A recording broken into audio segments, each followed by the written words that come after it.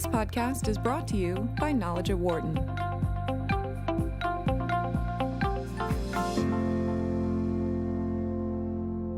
The recent suit by New York City against pharma giant Purdue Pharma shows that cities are blaming the drug manufacturers for much of the problems surrounding the opioid crisis. The suit says that Big Pharma has deceived the public on the marketing of these products and hooked many consumers on the painkillers, all the while knowing the addictive nature of drugs like OxyContin.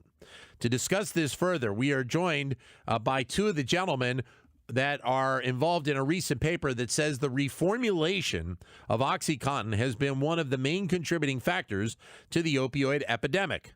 Joining us from the University of Notre Dame, Bill Evans, who is department chair and professor of economics at the school. And also joining us in just a second will be Ethan Lieber, who's an assistant professor in economics at Notre Dame. Bill, great to have you with us, and Ethan is with us as well. Thank you both for joining us today. Thanks for having us. Yeah, thanks for having me. So, Bill, let's start here. I guess tell us the cause and effect reasoning behind the paper in the first place.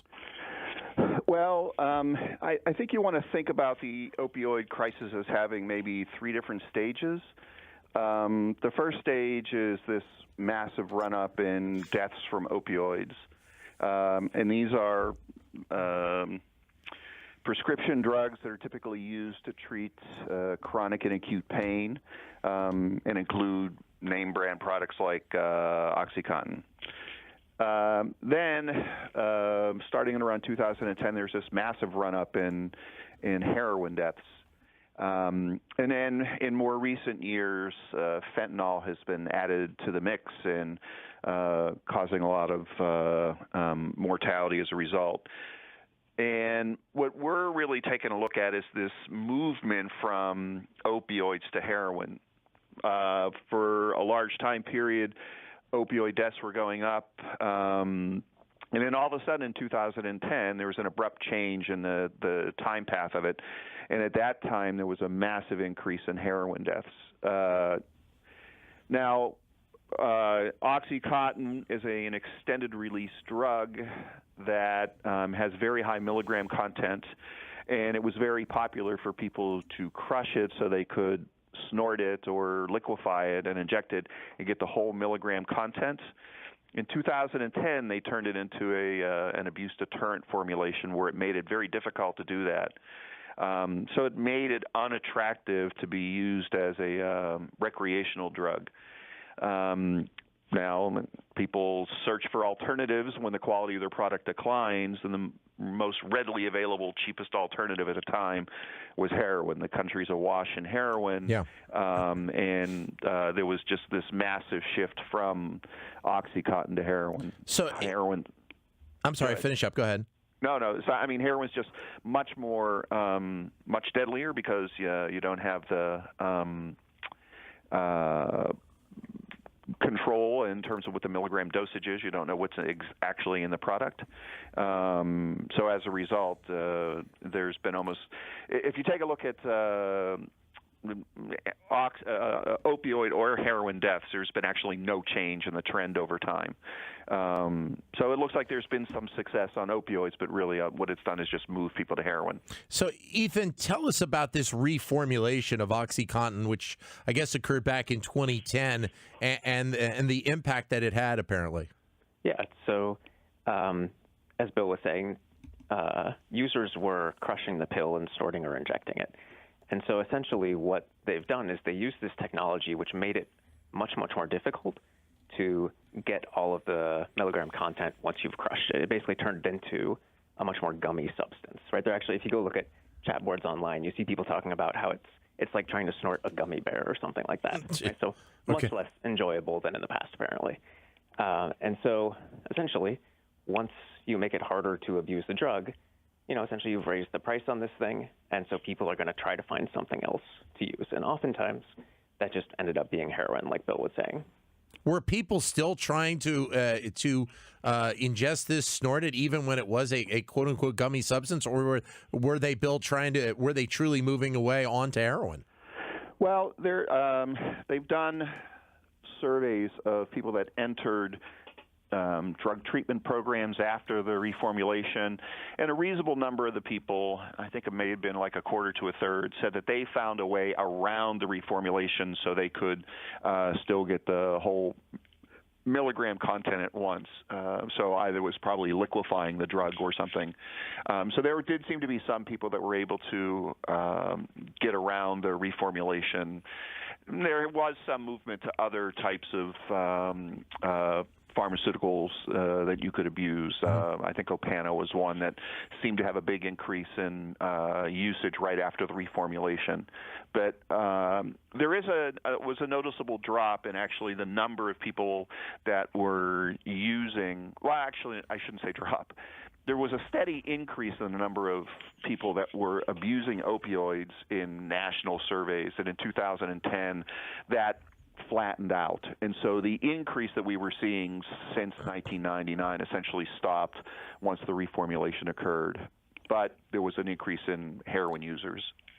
And there is, as you mentioned, Ethan, this abuse deterrent, which I guess they put on OxyContin back in 2010. From what I read through your paper, this is something that is still being used by some products, and I guess products in development as well, correct? Yeah, that's right. So oxymorphone, the chemical behind Opana, they had a version where they introduced this abuse deterrent formulation. And for a while, there was a big switch from oxycodone, OxyContin to oxymorphone. And then once they did their reformulation, you see a drop-off there as well. But it's been generally a strategy that the FDA and a number of other people have been pushing as, this is potentially one way we can sort of avert the opioid crisis, or at least rein it in to some degree. And I think sort of the big message in our work was, well, maybe that's not going to work out as well as we would hope. So I guess, Bill, the question I have is that if this switch was made by Purdue Pharma and they made the shift and people kind of moved away from using OxyContin as the vehicle and they moved on to heroin, the implications for Purdue Pharma, obviously they're taking a lot of heat right now, but their responsibility in this process is what in your mind? Well, it's a good question. I don't know sort of what pressure they were under from the FDA to generate an abuse deterrent formulation. Right. It is certainly the FDA's goal right now. There's about 120 some drugs that are in some stage of development right now that for an abuse deterrent formulation, exactly the same way that Opana and OxyContin were reformulated. So the FDA is really trying to encourage firms to do this. Was this a foreseeable outcome as a result of it? That's a good question. But what our results seem to suggest is that what really made the big difference here was the availability of heroin. So yeah. There's been a massive increase in the amount of heroin into the country. The supply system for the drug has changed dramatically over the past 40 years, and now there's a tremendous amount of Mexican heroin in the country that we never used to have, and it's concentrated in certain areas. The shift in mortality that occurred was much more dramatic in areas that had much greater access to heroin than others. And so in terms of mortality, in areas that didn't have as much access to heroin, the reformulation seemed to have its intended effect in that it decreased the number of deaths. It's really the problem was when you have a readily available alternative out there that the reformulation didn't work.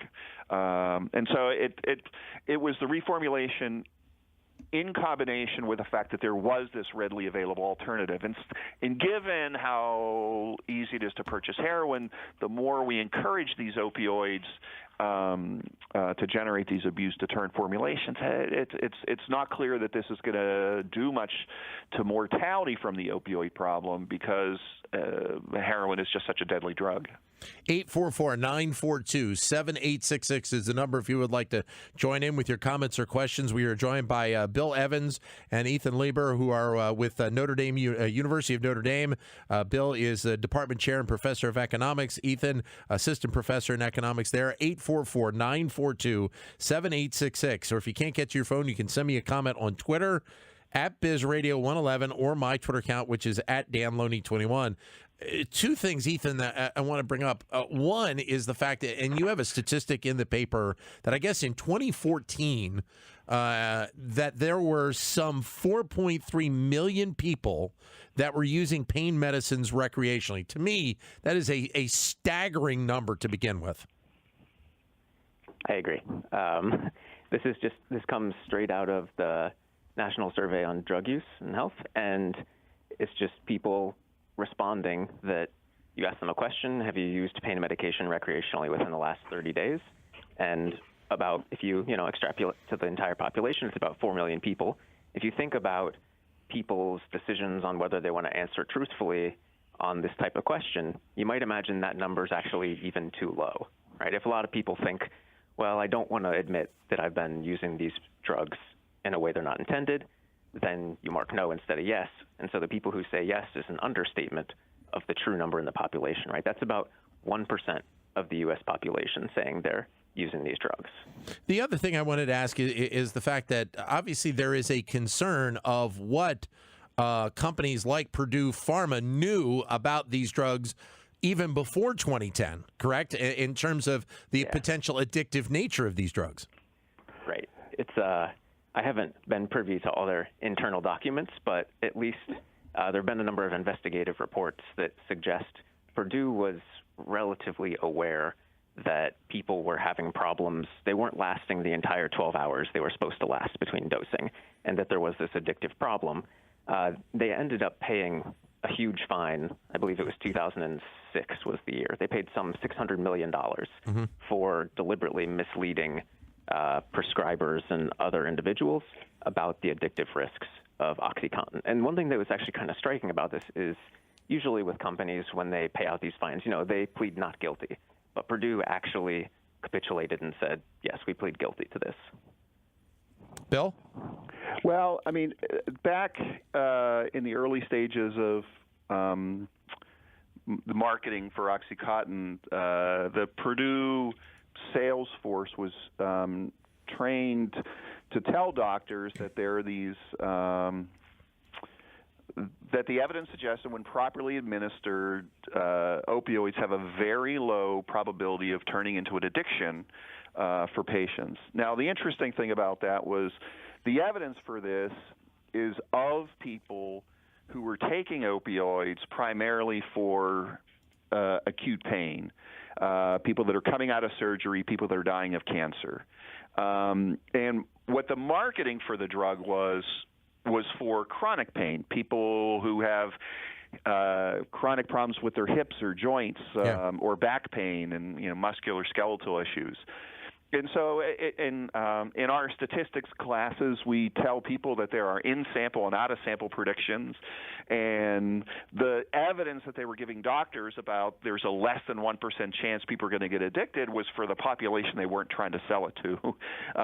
They're trying to move the population from the cancer patients and the post-surgery patients to the people with chronic illnesses. Right. We had very little experience with that. And as a result, we're kind of seeing the result of that prescribing practice now. 844-942-7866 is the number if you'd like to join in. Let's go to the phones. Kevin is in Atlanta. Kevin, go ahead. Thank you. Joint Commission classified pain as the fifth vital sign, and CMS also tied hospitals' reimbursement to patient satisfaction, and a lot of that patient satisfaction revolved around pain relief. Can you discuss how those two actions contributed to the opioid crisis? So I think that the CMS actions might not have done all that much. We've taken a look at this a little bit. This isn't in our paper, but we've had some background research on this.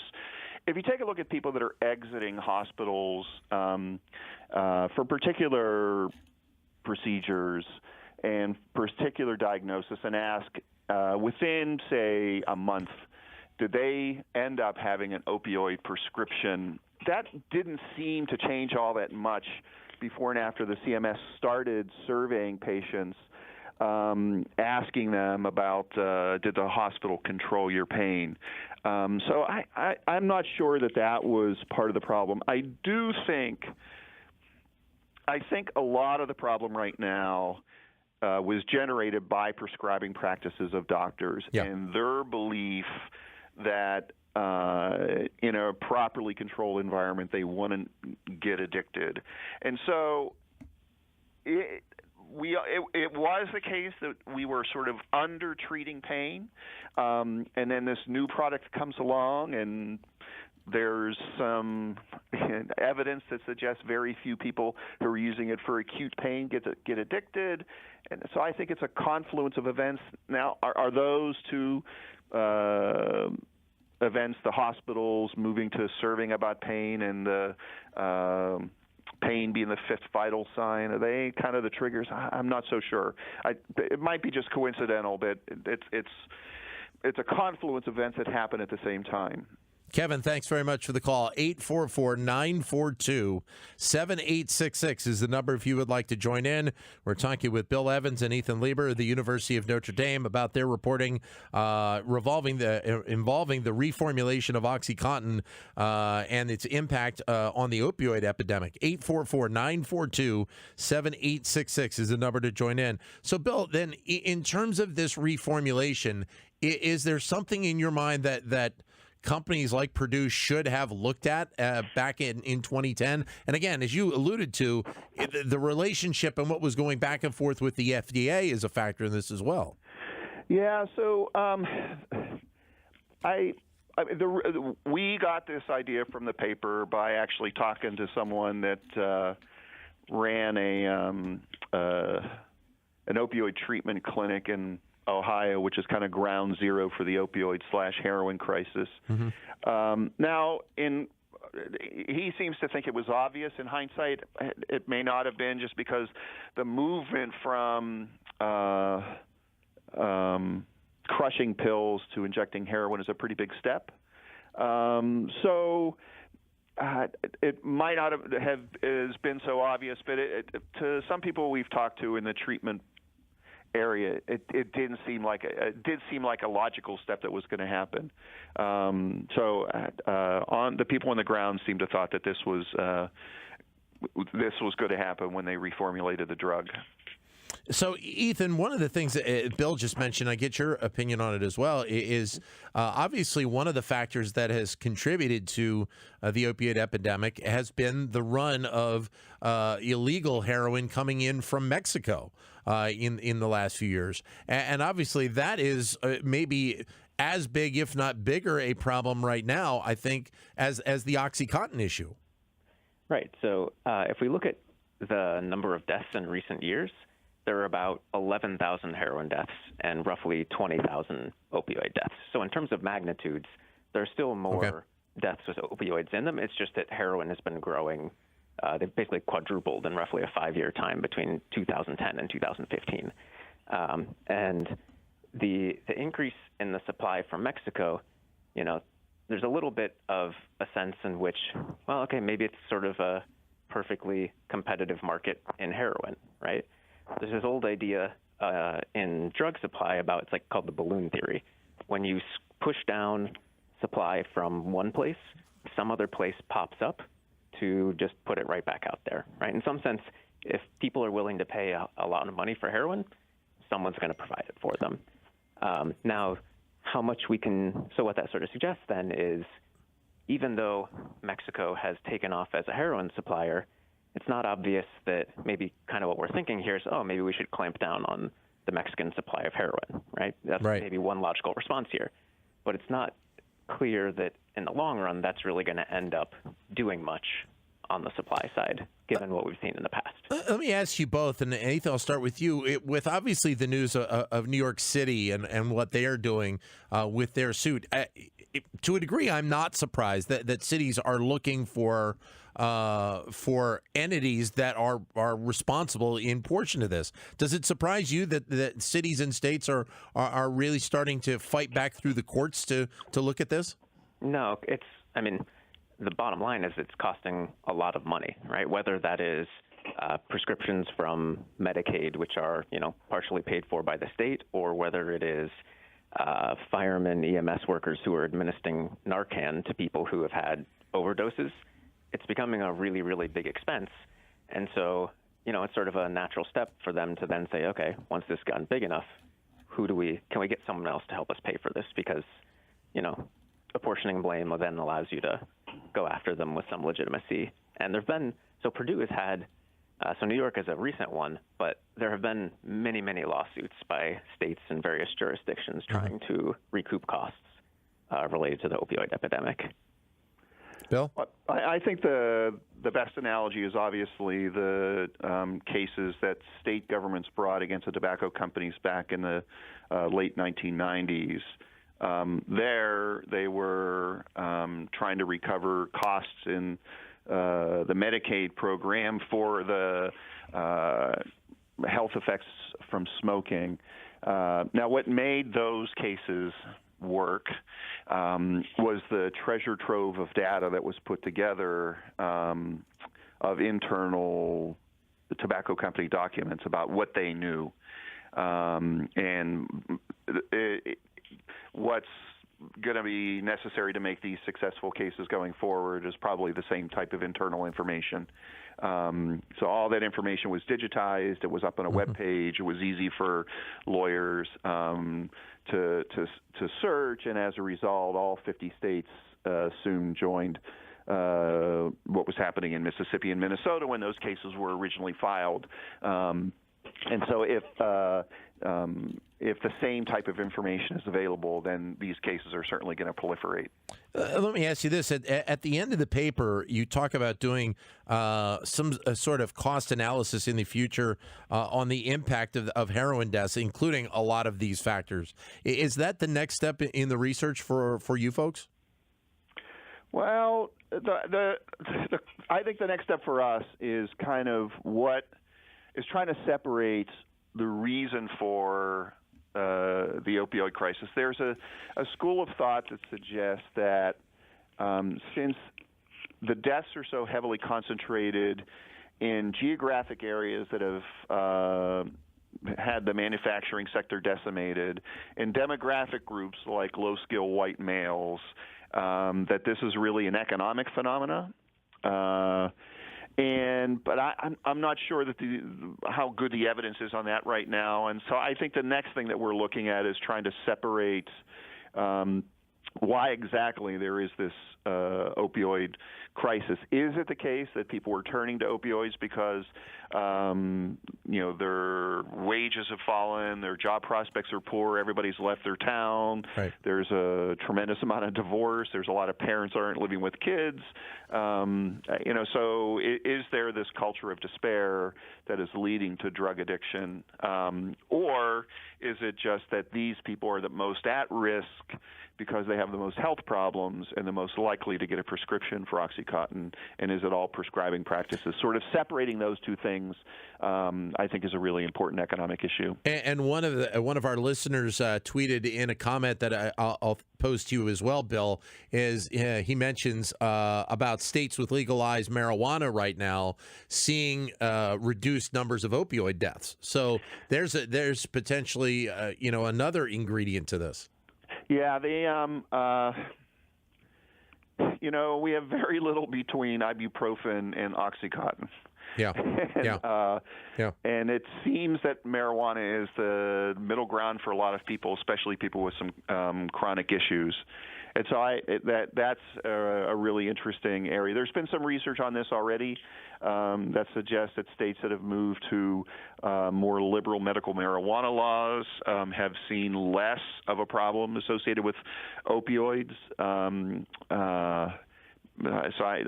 that's definitely an interesting area for research. Great having you both with us today. Thank you, Bill. Thank you, Ethan. All the best. Hey, thanks so very much. Thank you both. Bill Evans, Ethan Lieber from the University of Notre Dame joining us on the show. For more insight from Knowledge at Wharton, please visit knowledge.wharton.upenn.edu.